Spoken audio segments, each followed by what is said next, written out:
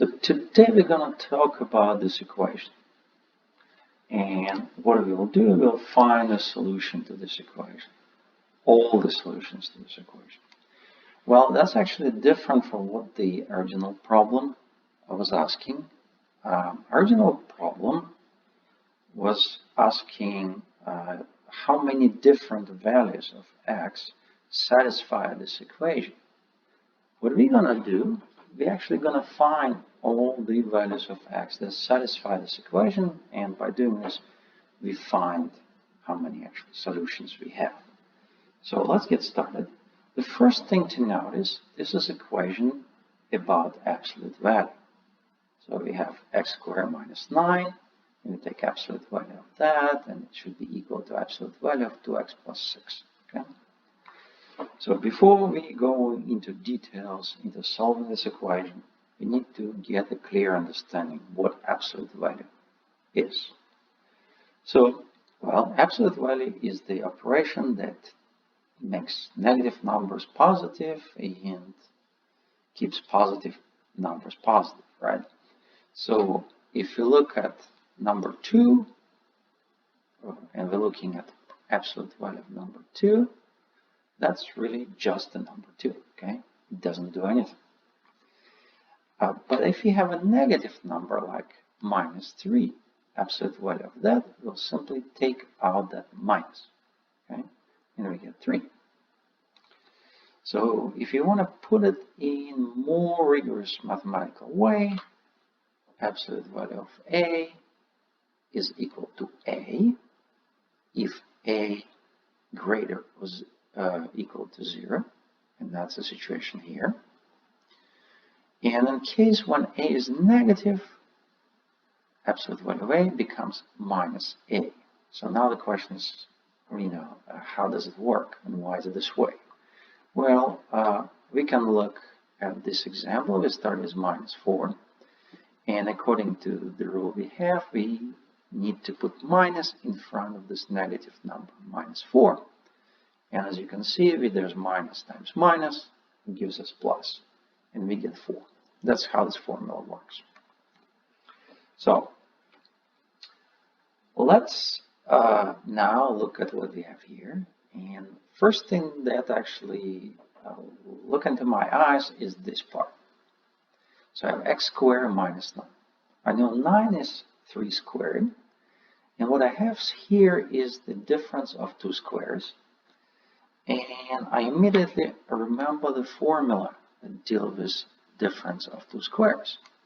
A squared minus b squared is a minus b times a plus b. In our case, a is x and b is 3. So if we apply this formula, this is what we're going to get. The next thing we need to notice that we don't have just x squared minus 9, but we have absolute value of that expression. And here we need to remember another formula, that absolute value of the product of two numbers is simply a product of two absolute values, which gives us this formula. Now, we're done for now with the left-hand side. Now let's look at the right-hand side. We see that we can pull out 2 from both terms here. Okay? And if we do this, this is how it's going to look. Now you can say, aha, there's x plus 3, absolute value of x plus 3 on the right side, and there's absolute value of x plus 3 on the left side. Well, let's just first rewrite our equation. That's our original equation, modified. And the next thing we're going to do, we're going to basically get rid of the right-hand side. To do that, we subtract it from both parts of this equation. We're going to get the equation like this. Now we do have the common term, common factor for both of this term, absolute value of x plus 3. And we can use distributive rule, which says that if I have AB plus or minus AC, where A and A here is the same factor, we can pull it out and we get A times B plus or minus C. And this is what's happening here, common factor, which we call A here. Here it's x plus 3. Okay? And now what do we have? We have a product of two terms, absolute value of x plus 3 and this parenthesis. And the product of two terms equals to 0. And we're done. If the product of two terms equal to 0, it's only possible if either first term equals to 0 or the second term equal to 0. Okay? So this is the first case when absolute value of x plus 3 equals to 0. In a second case, when x minus 3 and absolute value minus 2 equals to 0. Okay? Now we can quickly resolve the first equation. Well, when absolute value equals to 0, it only happens when the actual thing inside of absolute value equals to 0. So x plus 3 equals to 0, which means x equals to minus 3. Now the second equation is a little bit more complicated. Let's look at it in more details. Now to solve this equation, we really need to get rid of this absolute value. Okay? How do we get rid of it? Well, by looking at the definition. What definition says? Well, to get rid of absolute value, we need to consider two cases. One, when whatever's inside of absolute value greater or equal than 0. In the second case, when it's less than 0. So let's do this. In the first case, we looking at the case when x minus 3 greater or equal than 0. Another way to describe this is x greater or equal than 3. And in this case, absolute value of x minus 3 simply equals to x minus 3. And now we can plug this x minus 3 instead of absolute value of x minus 3. This is what we're going to get.